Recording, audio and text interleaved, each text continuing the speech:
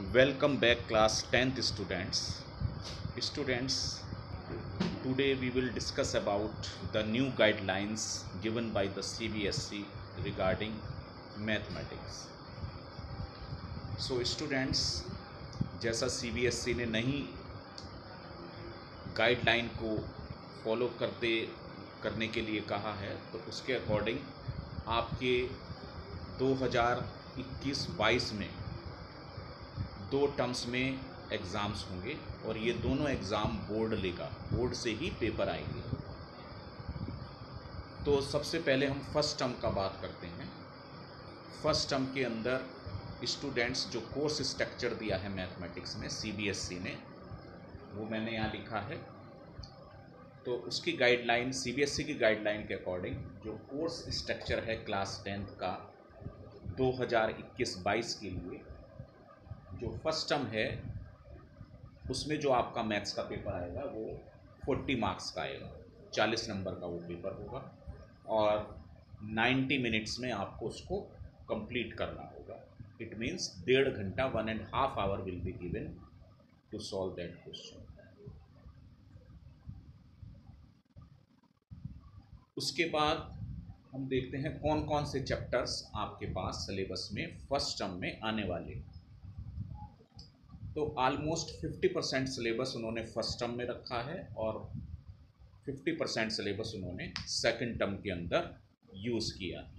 तो first term में कौन कौन से चैप्टर आने वाले हैं?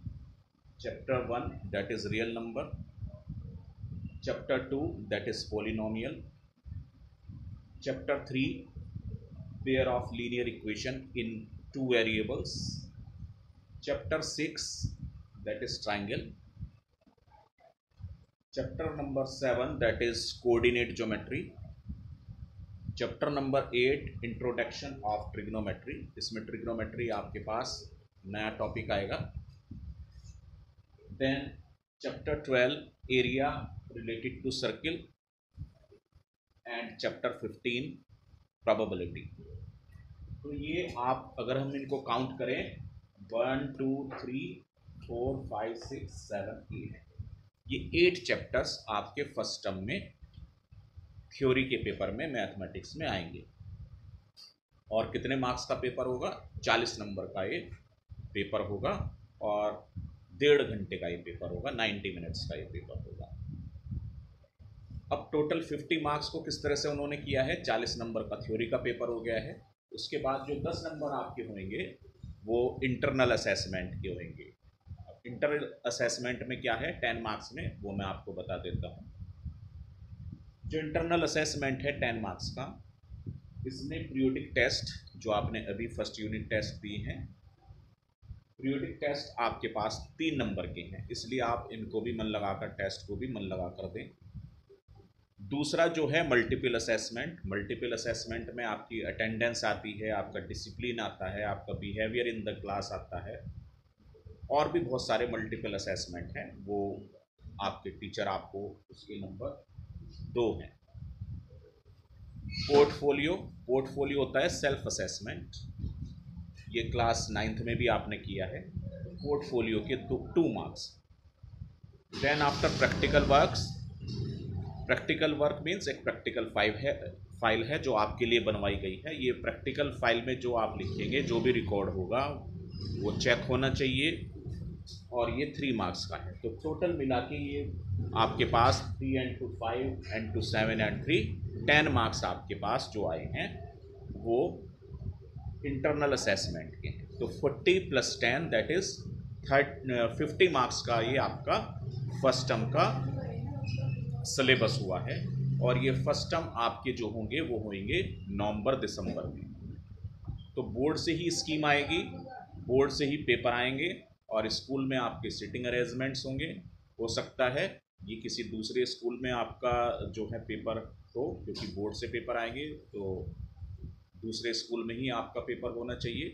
तो ये सारा का सारा फर्स्ट टर्म के अकॉर्डिंग आपका सिलेबस था। उसके बाद आते हैं सेकंड टर्म में कौन कौन से चैप्टर्स हमारे पास आएंगे। So just I am writing.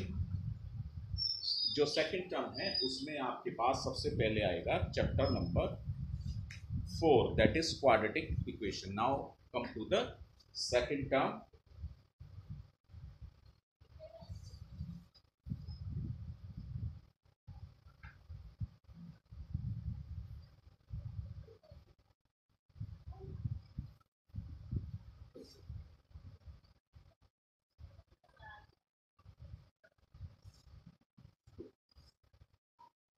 जो स्टूडेंट सेकंड टर्म है आपके पास, जो सीबीएसई गाइडलाइन में आपको दिया था,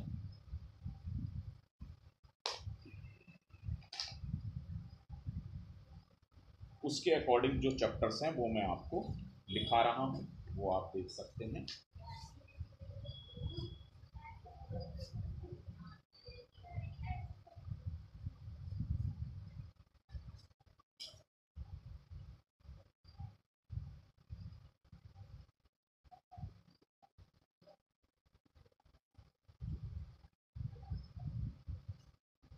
ये भी स्टूडेंट्स जो होएगा सेकेंड टर्म आपका 2022 में मार्च और अप्रैल के बीच में ये पेपर आपके पढ़ेंगे। इसमें भी मैथ्स का जो है ये भी 40 नंबर का पेपर होगा, और इसमें कौन कौन से चैप्टर आएंगे वो हम लिखा देते हैं आपको। सबसे पहले है chapter number 4, that is quadratic equation.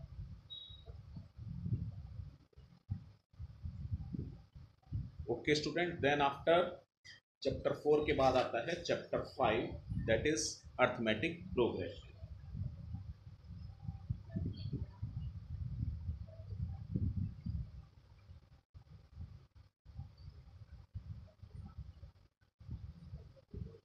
Then after आपके पास आता है chapter number 9, some applications of trigonometry.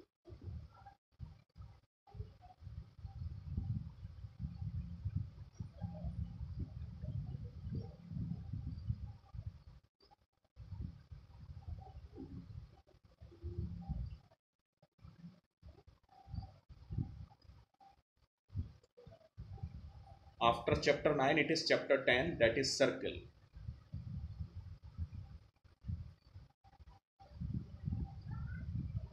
After chapter 10, it is chapter number 11, construction.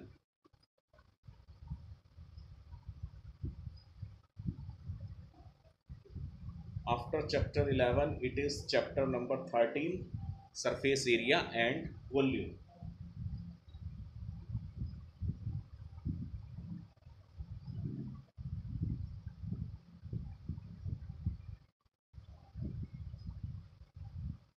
After 13, it is chapter number 14, statistics.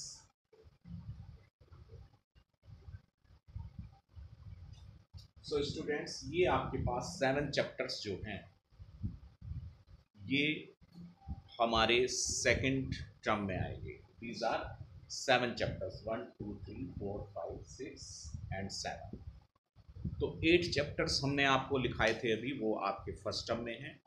ये आपका एग्ज़ाम जो है ये सेकंड टर्म का सिलेबस है, और ये एग्ज़ाम आपके होंगे मार्च और अप्रैल में। और जो 10 मार्क्स का आपका 40 + 10 50 मार्क्स का होता है, तो ये 50 मार्क्स का जो सेकंड टर्म होगा इसमें 40 मार्क्स का थ्योरी का पेपर और 10 मार्क्स का, उसी तरह जैसे फर्स्ट टर्म में आपको बाइफरकेट किया था कि किस तरह से है। Periodic test 3 marks, multiple assessment 2 marks, portfolio that is 2 marks, as well as practical that is 3 marks. So students, इस तरह से सीबीएसई की जो नई गाइडलाइन है उसके अकॉर्डिंग आपके क्वेश्चन पेपर बोर्ड से आएंगे।